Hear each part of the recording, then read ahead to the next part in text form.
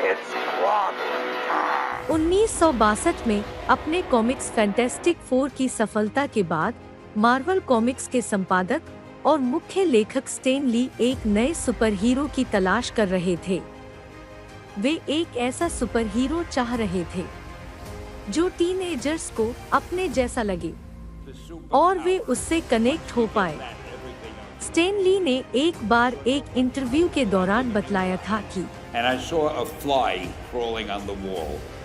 And I said, hey, if I could get a superhero that could stick to walls and crawl on them, man, that would be cool. I got down to Spider-Man. Spider-Man. It just sounded dramatic. वे एक मकड़ी को दीवार पर चढ़ते हुए देखकर बहुत प्रेरित हुए थे। बस उनके स्पाइडरमैन की शुरुआत इसी मकड़ी की प्रेरणा से हुई थी।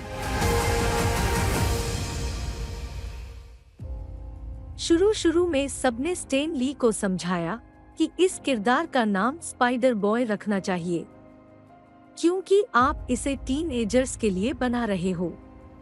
पर स्टैन ली को स्पाइडर बॉय नाम अन्य सुपर हीरो से कमतर लगा, क्योंकि बॉय शब्द में कम ताकत का अनुभव होता है यदि इसको मैन शब्द से तोला जाए, और उस समय के सभी सुपर हीरो मैन थे।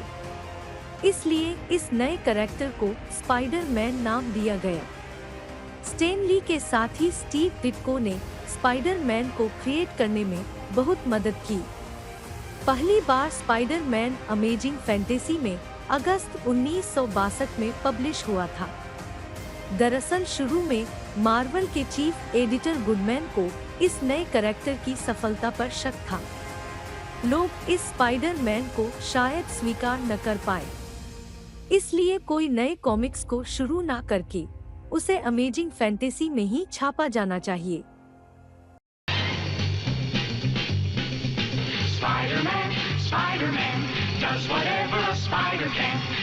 जब लोगों ने स्पाइडर मैन को पसंद किया, तब गुडमैन ने स्पाइडर मैन कॉमिक्स की शुरुआत की।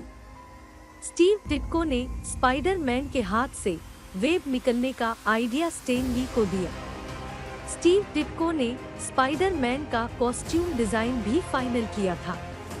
कुछ ही महीनों में इस नए सुपर हीरो स्पाइडर मैन ने मार्वल का बिजनेस 4 गुना बढ़ा दिया था। हाल ही में रिलीज हुई स्पाइडर मैन मूवी नो वे होम को बनाने में $200 मिलियन का खर्च आया है, जो कि इंडियन करेंसी में 1500 करोड़ है। सिर्फ रिलीज के पहले 5 दिनों में इस मूवी ने 4500 करोड़ कमा लिए हैं।